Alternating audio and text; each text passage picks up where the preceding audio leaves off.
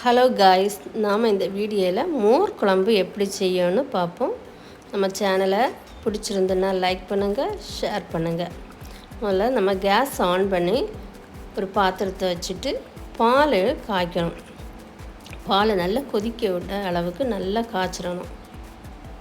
நல்லா கொதிக்கணும். பால் கொதிக்காமல் இருக்கக்கூடாது, நல்லா இருக்காது. ஆனால் நல்லா கொதிச்சுட்டு ஒரு பாத்திரத்தில் அதை என்ன செய்யணும்னா ஆற விட்டுறணும். நல்லா ஆறணும். நல்லா ஆறின பிறகு நம்ம முந்தின நாள் உள்ள கொஞ்சோண்டு தயிர் எடுத்து அதில் மிக்ஸ் பண்ணிடணும்.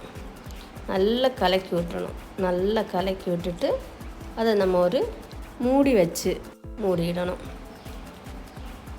மூடினா அடுத்த நாள் நமக்கு பார்க்கும்போது மோராக இருக்கும். இந்த மோரை நம்ம இப்போ தயிராக்க போகிறோம். அதுக்கு நான் ஒரு பச்சை மிளகு, ஒரு துண்டு இஞ்சி, சின்ன உள்ளி, கறிவேப்பிலை இவ்வளோ எடுத்துருக்கேன்.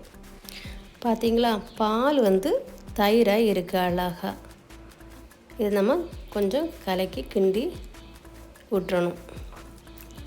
நல்லா கிண்டி விட்டுறணும். கிண்டி விட்டுட்டு நம்ம எடுத்து வச்சுருக்க பச்சை மிளகுக்கு, சின்ன உள்ளி, கறிவேப்பிலை போட்டு மிக்சியில் ஒரு அடி அடித்து இதில் மிக்ஸ் பண்ணி நல்லா கலக்கி விட்டணும். தேவையான உப்பையும் தண்ணியையும் ஊற்றிடணும். அப்போது மோர் ரெடி. இந்த மோர் நமக்கு உடம்புக்கு ரொம்ப குளிர்ச்சியை கொடுக்கும். எலும்புக்கு ரொம்ப ஸ்ட்ராங்காக இருக்கும். கொலஸ்ட்ராலை குறைக்கும்.